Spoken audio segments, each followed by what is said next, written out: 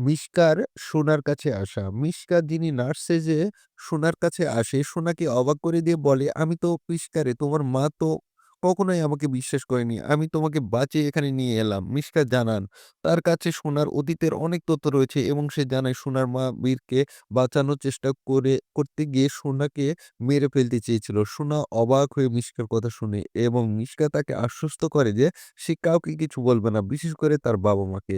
মিশকার এবং রূপার সাক্ষাৎ।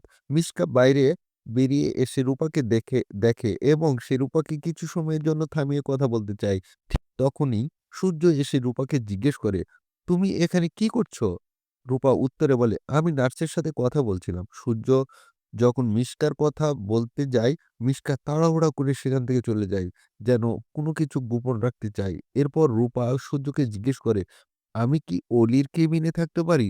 সূর্য সোজাসাপটা উত্তর দেয়, "এতে বলার কি আছে? তুমি থাকো না।" তারপর সূর্য রূপাকে আরো একটা কথা বলে, "আসলে আমি ভেবেছিলাম তুমি আমার উপরে রেগে নেই।"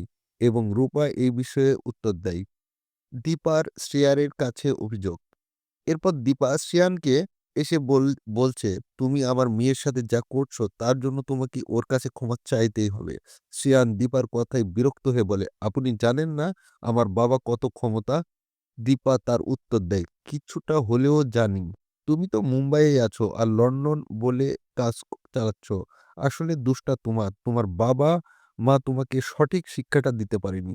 এখানে দীপা শ্রেয়ানকে সতর্ক করে জানায় যে যদি সে নিজের ভুলটি স্বীকার না করে এবং তার মেয়ের কাছে ক্ষমা না চায় তবে তাকে বড় শাস্তির সম্মুখীন হতে হবে। দীপা আরো বলে, "তুমি যদি ক্ষমা না চাও তবে আমি তোমাকে মেরে ফেলতে পারি। তারপর আমার জেল হোক বা ফাঁসি হোক তাতে আমার কিচ্ছু যায় আসে না। কিন্তু আমার মেয়ে জানবে যে আমি তার অপরাধীকে শাস্তি দিয়েছি।" শ্রেয়ান একদম অবাক হয়ে বলে, "ফোন করে সরি বললে হবে না কি?" দীপা তীব্রভাবে বলে, "না, তুমি নিজে গিয়ে সরি বলবে। তারপর আমার মেয়ে ডিসাইড করবে সে তোমাকে ক্ষমা করবে কিনা।" আজকের গল্পে উত্তেজনামূলক মুহূর্তের সম্মিলন যেখানে চরিত্রগুলো একে অপরের জীবনের গোপনীয়তা এবং ভুলের জন্য দায়ী হচ্ছে। দীপা তার মেয়ের জন্য শ্রেয়ানকে শাস্তি দিতে চায়, কিন্তু মিশকা সোনার অতীত সম্পর্কিত অনেক তথ্য জানিয়ে তাকে সহায়তা করছে। সূর্য এবং রূপার সম্পর্ক কিছুটা জটিল এবং তাদের মধ্যে যোগাযোগের অস্বাভাবিকতা রয়েছে।